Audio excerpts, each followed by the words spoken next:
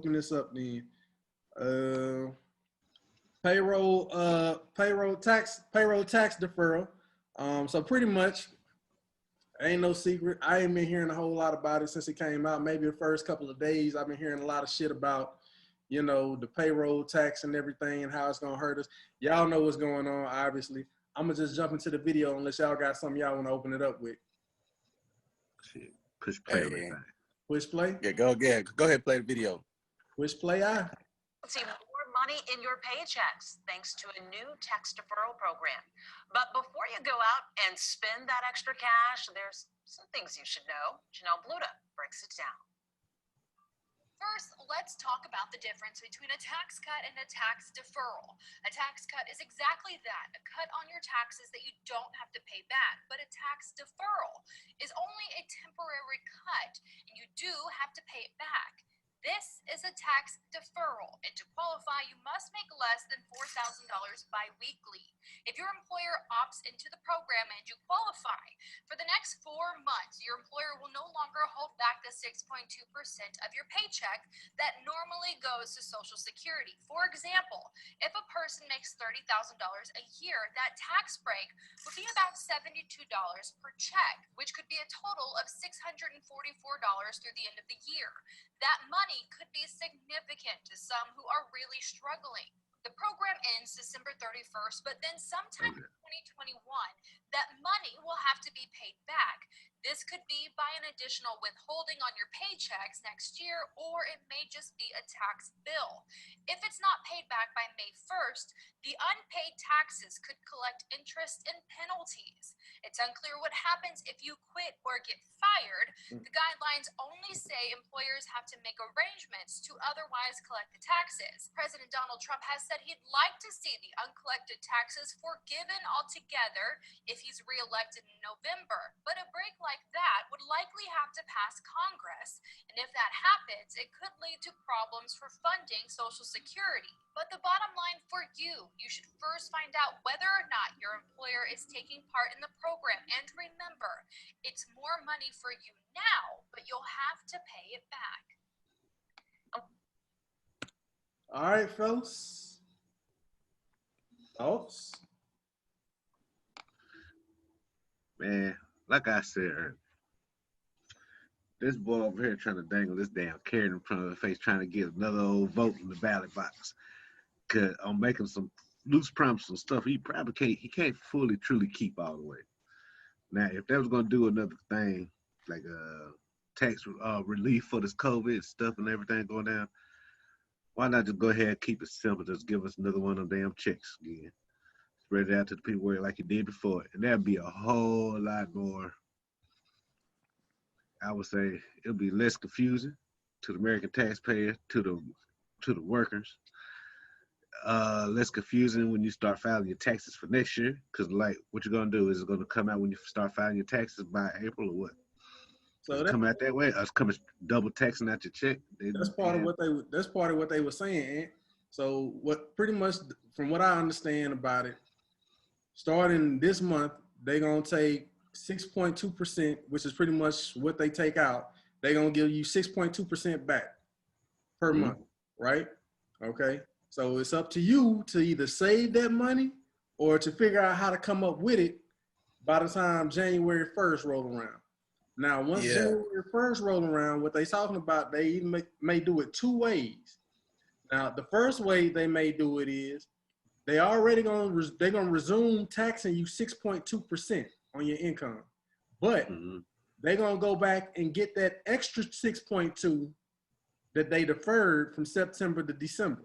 So that means your check is they're gonna take out not 6.2, but they're gonna take out an additional 6.2, which is 12.4. So they're gonna end up taking out more. Right. In order for you to pay it back. Right. Now, the second thing they saying they doing is they may say, okay, we'll let you roll all the way to April 15th, and by the time taxes are due, whenever you file your tax, we'll give you the option to pay it all back in one lump sum. Now, here's the deal with that. Can we really trust that they're going to give us an option of how to pay this money back when they didn't even give us an option of whether we wanted to defer our taxes or whether we wanted to just say, you know what, keep taking it out in the first place. Nah, bro. Nah, nah. So I feel the way Ant do. So I think if they was really trying to help the people and all of that, let me tell you, that doggone COVID stimulus thing, everybody got that what was it? $1,200. That $1,200, that's gonna go a whole lot further and help out a whole lot more people than, because if you do the math on it, like the video said, it's like an extra $70-some roughly on people checks and stuff. So I know in my situation, from when I did my calculations, I was only gonna get like an extra $150 on my check. So at the end of it, at the end of the 4 months, it was only gonna be like, you know, in the 600 range or whatnot of money that I was gonna have been and got or whatever. So, you know, is that helping the people? Right. Not really, especially if you had to pay the money back. You know what I mean? Right. That stimulus check, that helped out a lot of people. That you know, pay some people's rent, some people's mortgages, some people car notes, kept their stuff from getting repoed or whatnot. And I know there's a lot of other, you know, things going on with COVID with people not getting put out and stuff. But what'd you say? It helped. The $1,200 stimulus was you know, well appreciated, but let's be honest.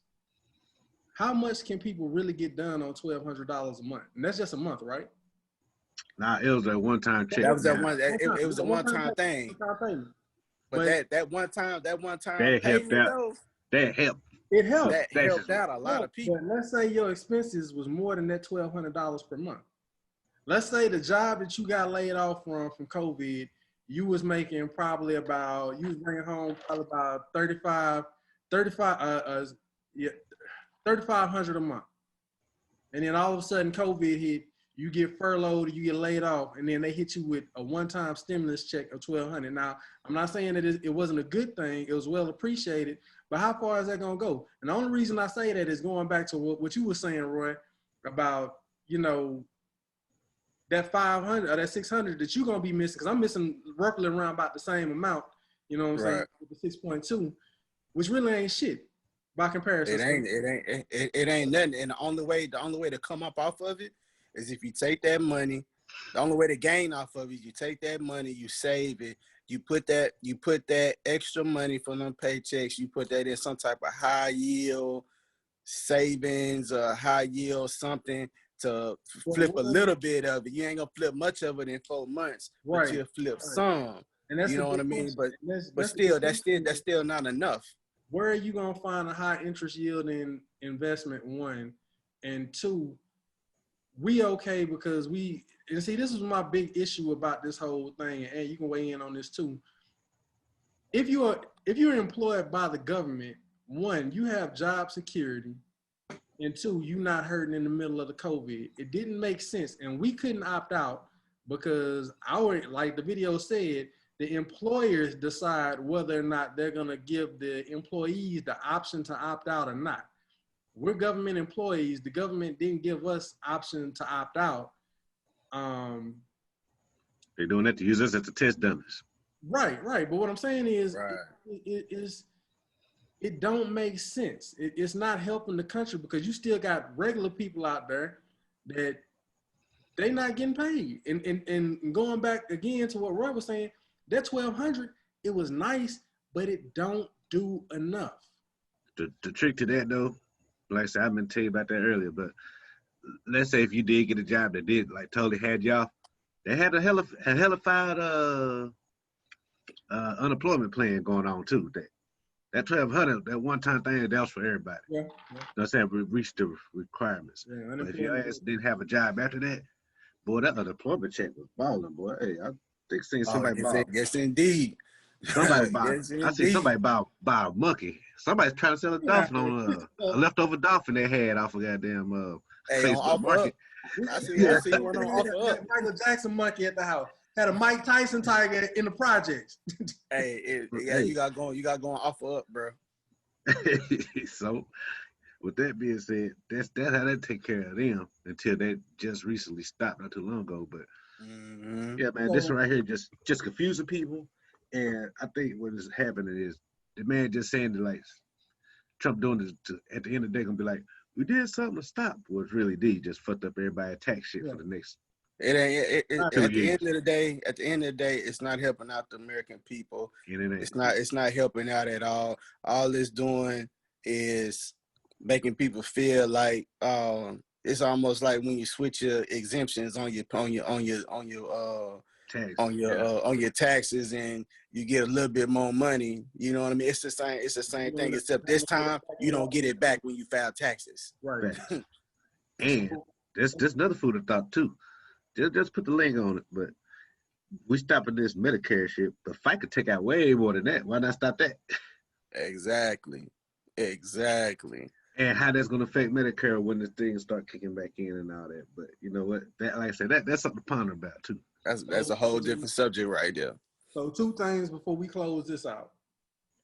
What they said was anybody that's making less than $4,000 a month is gonna have to is pretty much Bi-weekly. I think they said Every bi-weekly. other week. 4,000 bi-weekly fall into this.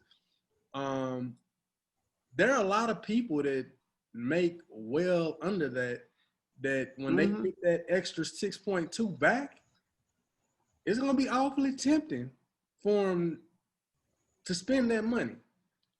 All right. The question I'm gonna ask both of y'all is, because I you know, we this is a Trill podcast now, you know what I'm saying? But I want to make sure we have something to offer, especially to the young motherfuckers out there that's not really getting the type of money or have the maturity or discipline that we have. One, what advice would you give them in this moment to deal with this situation? And 2, I'm trying to measure my words carefully here because of what's roped into this. Oh, look who's trying to be politically correct now. Hey, look at him. Yeah. 2, smart mofo you. All right, so I'm gonna go ahead and just I'm gonna say it as simply and plain. This is a Trill podcast, bro. It's a Trill podcast. It's a Trill podcast. Tell it like it is. Right, it's a Trill podcast. Tell her how it is. So, how do you got time for that shit? How do you think this is gonna impact the presidential election come November? Those are 2 questions. Number 1, what advice would y'all give to the youngsters that's got that temptation to spend that money? And 2, how do you think this decision is going to impact the election come November? Well, my bit of advice is, them fucking J's, put the bitches on layaway. You don't need no goddamn J's with this Social Security money. That's my advice. If you got to, like, got a back bill you got to pay up on, like, I got 1 or 2, I get it. But other than that, put them goddamn J's on layaway. Don't be buying them shits. And as far as how to affect the election, this is, I don't know exactly how, but I know this is an election. It's an election play. I know that much. Hey, I know some old skin folk of ours get that second Trump check, like, man, that motherfucker ain't that bad. So he going about it the wrong way. He going about it the wrong way. Yeah. That's my thoughts. Go ahead, Ed. Hey, so for me, man, if I had to give, saying the youngsters some words of advice is definitely, the J, you don't need the J's and all that other kind of shit. Like, you don't need that at all, right? But the only way, and this is going into, something that, I think we gotta dig into a little deeper, maybe in another episode, is just the financial literacy and stuff like that. The way to get ahead is to act like you ain't got it. So I always live by the means, you know what I mean? You live below your pay grade. So, you know what I mean? If you get a raise, continue living like you never got that raise. Put that money back to the side. And in this situation, it's going to behoove you to put that money back to the side, especially when they come and snatch it after the 4 months or whenever they decide to snatch it. or whatnot, since it is a deferment and not a cut. So you definitely gotta live like you ain't got that money. You know what I mean? So you know what I'm Truly saying? don't. Don't go to the club and buy a bottle. Don't go get you a couple of hundreds and blow that shit in a club or nothing like that. You know what I mean? Hopefully it ain't in the club because of COVID or whatever. You know what I'm saying? But Coach shut that shit down. Anyway. Right. Hey, but some of them open. I don't know if y'all heard about that drive-through strip club, bro, down in Houston. Man, Texas is I wild. have heard about that. Hey, but Don't do that. Nonetheless, you know what I Yeah. mean? Real talk though, you gotta live like you ain't got it. Live below your means, man. Like that's the way that you get ahead. And that's that's another way of thinking when it comes to financial literacy. But that's something that we do gotta talk about, financial literacy, bro. Facts. I agree with another that. topic for another podcast on another day. We made it to episode 4, so I think it's safe to say, man, we might be on a good kill. This is my little piece on it. Hold up, Chris. Hold up. So for the Trump thing, for the election, Okay, let's go there. for the election, I didn't get to that point. So for the election though, I think for the people that really have the most to say about the election and carry the necessary if you know what I'm saying, if you will, with the election and stuff, them people ain't really affected by this because they make more than $4,000 bi-weekly. You know what I mean? So I feel like on a level when it comes to the people that below, yeah, they're gonna appreciate it because the election is gonna be over with and done by the time they come and take the money back. So that's something to think about. You know what I mean? Like you said, this is the second time that Trump did something for the people or whatever. They get money back. It might boost his votes because they feel like something being done that they getting some money back in this time frame. But then as soon as the election is over with, now what you gonna do?